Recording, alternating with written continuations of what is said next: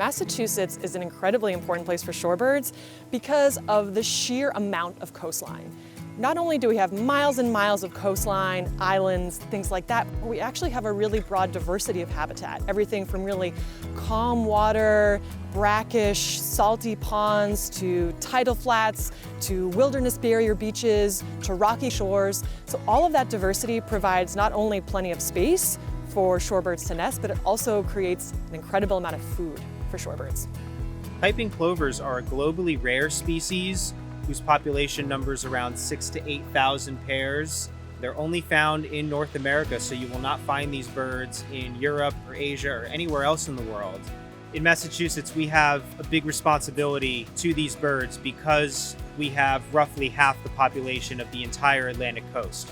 So by putting as much effort as we can into protecting the birds, managing their habitat, and educating the public, we are hopefully helping the rest of the range increase their population as well. Mass Audubon's Coastal Waterbird program is one of the most effective organizations protecting vulnerable coastal habitats and coastal birds across the entire state of Massachusetts. The Coastal Waterbird program started right when the piping plover was listed in 1986. In 1986, we were looking at about 135 pairs of piping plovers left in the state.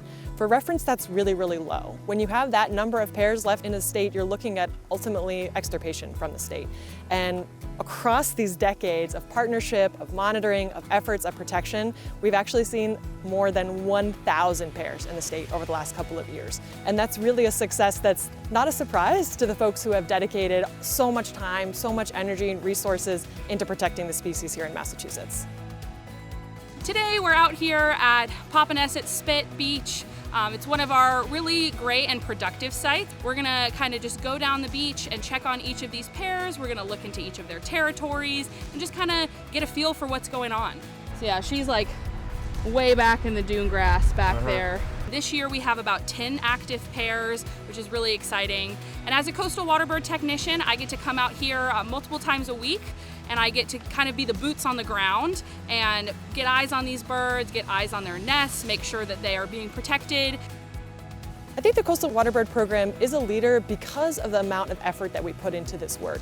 We're not only going to these beaches and monitoring the birds and hopping in our cars and leaving. Decades of education on the beach has really shown us that if you invite communities and beachgoers into the work that we're doing, you can really garner and grow a lot of support.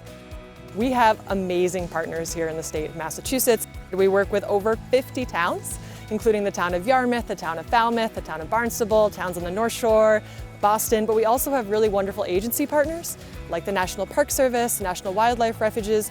We are not alone in this work, and it certainly makes an impact when you have many organizations coming together to try and protect a species.